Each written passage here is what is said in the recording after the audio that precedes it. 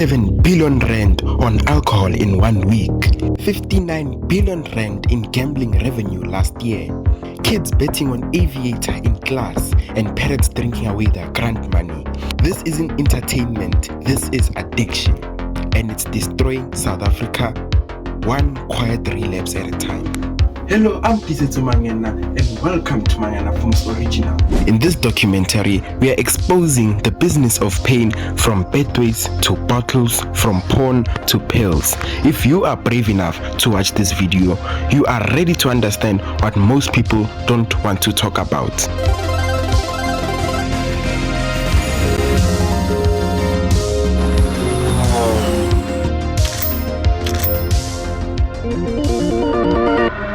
Let's talk about gambling, aka let me flip this 5 rand into 5,000 rand. Spoiler alert, you probably won't. Since COVID, online gambling in South Africa has gone from vibey side hustles to a national pandemic. And if you ever open TikTok, you have seen it. Aviator changed my life. No bro, Aviator changed your bank balance to 0. Formal platforms like Betway and Hollywood Bet are now running the streets and your screens. They offer sports books, casino games, and most dangerously, Aviator, a crash-style betting game that is basically Flappy Bird meets financial ruin. These companies are fully licensed, by the way, so don't worry, it's legal, just not safe. Aviator is designed to mess with your head. It climbs, it tempts, it crashes, and you are stuck there thinking, just one more round. It's fast, it's flashy, and it feeds that sweet little dopamine hit that says you are in control. But plot twist, you are not in control.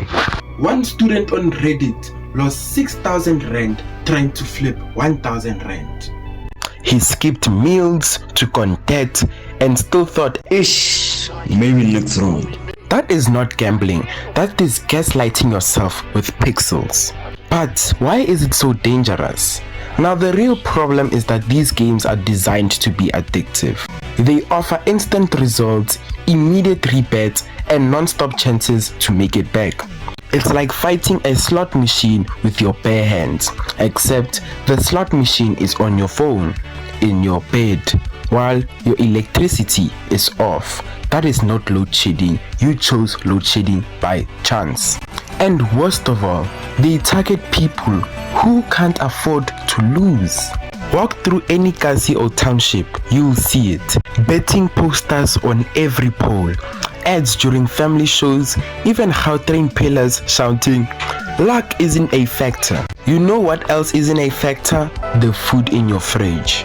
Betting is now normalized as a way out of poverty, especially for teens. 74% of dice players are under 18. Yes, teenagers with no income, no self-doubt, but big dreams of coming to Dubai. Their prefrontal cortex is not even cooked yet, and we are letting them gamble like it's homework. Now let's not forget about the OGs of informal gambling. Dice on Dice, aka Mataisi, Fafi, China, Digarata, or cards on street corners. And they are all illegal and running well. Run by informal groups, sometimes with roots going back to the Chinese immigrants in the 1800s. Fafi uses dream symbols to choose numbers. You dream of a snake, bet on 14. You dream of your crush, bet on pain. In Limpopo, over 95% of Fafi operators are Chinese run. And while the odds look good, the payouts are 28-1. The draws are, let's just say, not very random. Gambling isn't about money, it's about mental health. People borrow from families, drain savings, or even take out loans just to keep out betting. Some gamble through meal times, classes, and relationships. And when they do win, platforms like Betway are accused of shady withdrawal delays, blocked accounts, or oops, try again. Let's go through a checklist just to be clear what this so-called entertainment is really costing us. Gambling exploits low-income communities. Check. creating debt spirals and mental health damage. Check. Targeting the youth with aggressive ads during Junior MasterChef. Sadly, check. Causing petty crime, school dropouts and family breakdowns. Also check. Betting is no longer a weekend vibe. It's an economic and emotional drain on South African communities, and the regulations are years behind. So next time your phone says win big, just remember you might just win yourself a side of anxiety, a sprinkle of depression, and a plate full of regret. Stay smart. Don't let the house eat your whole house.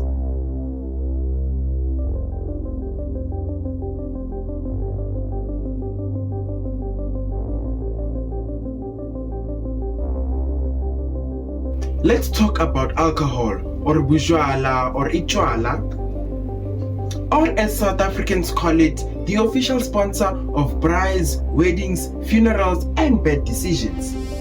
From chill ciders at Groove to red wines and prayer meetings, drinking is so normalized in South Africa that not drinking is suspicious. You don't drink. Are you okay? No, you are not. Actually, not after 17 Zamalex and a traffic fine. But here's the hard truth. Alcohol is not just the vibe.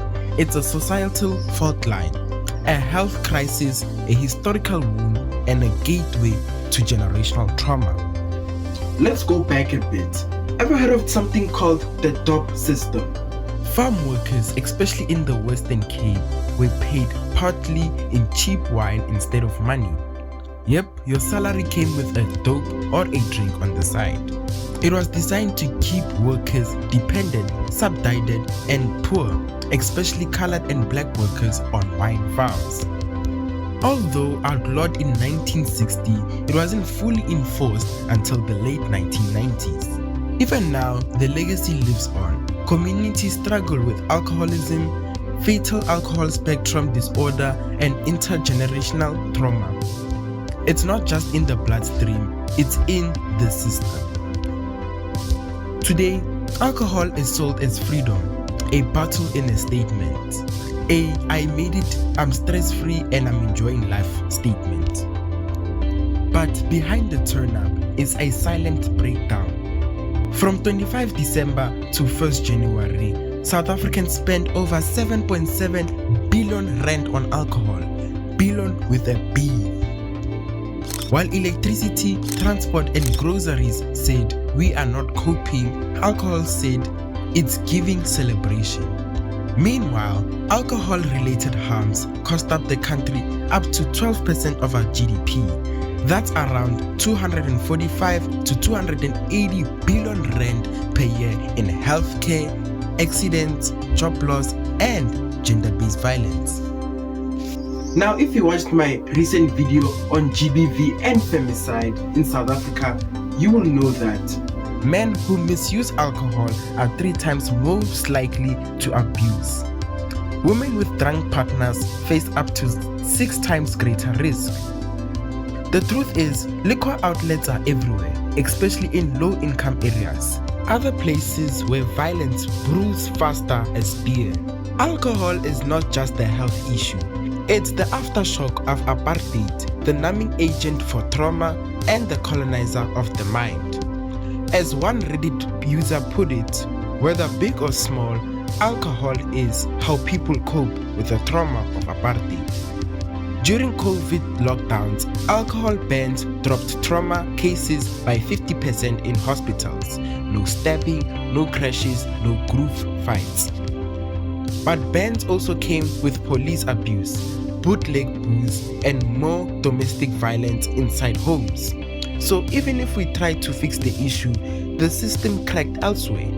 Alcohol in South Africa is like that one toxic ex. You know it's bad for you, but you keep going because it feels good until it doesn't. Yes, it's fun, yes, it's cultural, but it's also killing us, slowly, legally, and sometimes proudly.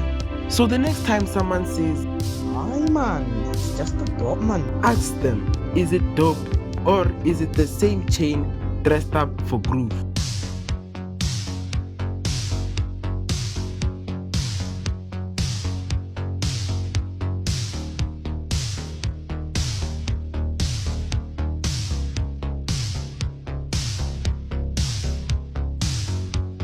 Let's take a deep breath.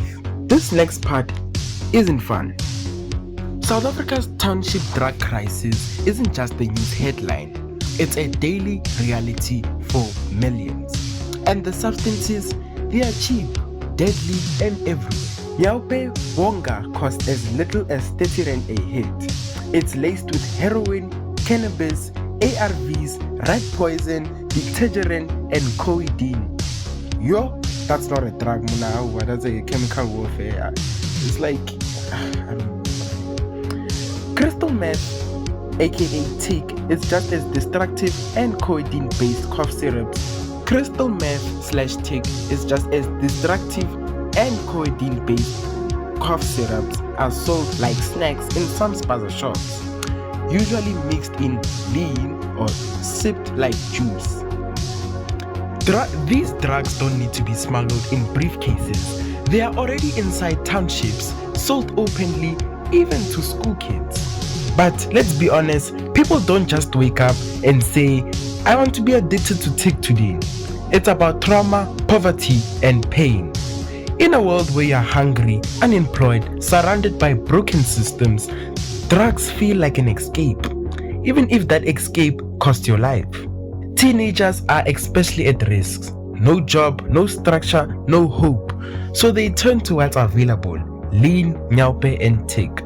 Even primary school kids have been found using Nyaope. Wait, how did I forget about vape? Yep, that slick little device with the flashing light and bubblegum flavor. It's not just a toy, it's cigarettes 2.0, and it's playing Gen Zs like a slot machine. Vaping was marketed as a healthier alternative to cigarettes. No tar, no smoke, just vibes. But the truth is, it's just rebranded addiction. Most vapes contain nicotine, sometimes more than a cigarette. And the flavors, they are just designed to target teens. Bubblegum blast, mango ice, blueberry crush. You think you are flexing, but you are inhaling a chemical cocktail in a USB stick. Teenagers and young adults are the main users, not old school smokers, new users. Even primary school kids have been caught vaping behind classrooms. It's just vape. No, bro. Vape is just nicotine, wrapped in slick packaging and boosted by TikTok trends. And the scariest part, we don't even know the long-term effects yet. But asthma, lung scarring and heart issues are already showing up. Now let's debunk a few myths about vape. It's not addictive. Nicotine is one of the most addictive substances on earth. It's just flavor. Many vapes contain, I'm not even gonna say that word because even though I took chemistry, I don't know how to say that word, and other toxic chemicals. At least I'm not smoking. Vaping is often a getaway, not an alternative. It starts with a puff and groove, then it becomes everyday. Then you are hiding it from your parents, stressing without it, and breathing like a 60-year-old chain smoker. It's just like alcohol and gambling. It's legal, accessible, and socially normalized. Addiction takes over the mind and body. Withdrawing feels like dying. Cramps, fever, depression, and even suicidal thoughts. Rehab, good luck. On the topic of rehab, public rehabs are full, underfunded, and usually abstinence only. You wait months, sometimes years. Then the relapse is almost guaranteed, 60 to 70% within months. Meanwhile, the community calls you amapara. You are mocked, shamed, ignored, and stigma does not heal, it isolates. But here's where it gets worse. Police officers are sometimes on it, taking bribes, tipping off dealers before raids, or simply just doing nothing. You see more action on TikTok than you do see from law enforcement. And so, drug cartels thrive while residents are left with two options: vigilant justice or nothing at all. It's not just addicts who suffer, the whole community suffers. Theft rises, families break apart, violence becomes common, parents lose children, children lose themselves. It doesn't stop at Nyaope. Prescription pills are just used as badly, sold casually in pharmacies or online. Drug use amongst teens just doesn't lead to addiction. It leads to risky sexual behavior, teenage pregnancies, and lifelong trauma.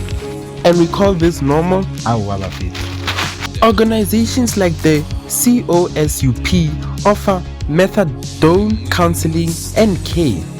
They help people regain control, but they are underfunded and overworked. Groups like the PAGAD or LADGAC, aka Mr. Moloto,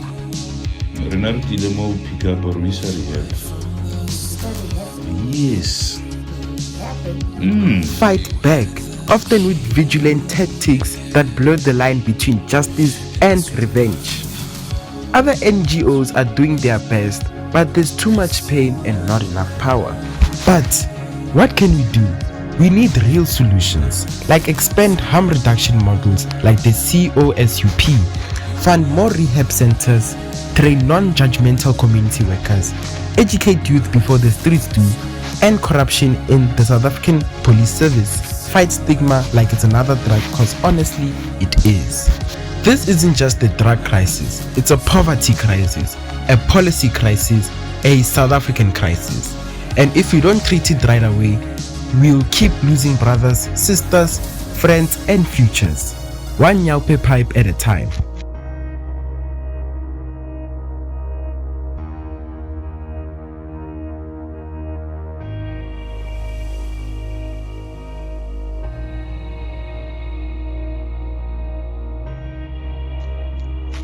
Now let's talk about sex. Not the kind you whisper at groove, but the addictive, compulsive, and destroying lives quietly in homes and even the one in churches.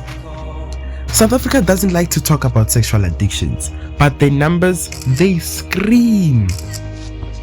South Africa is one of the top consumers of porn in the world, with mobile users spending some of the longest session times globally. Lockdown hit, Pornhub spiked. Counselors saw a 28% rise in people seeking help for porn addiction. The problem isn't just watching it, it's about how it rewires your brain. Watch it once, okay. Watch it 10 times, you need to watch something harder.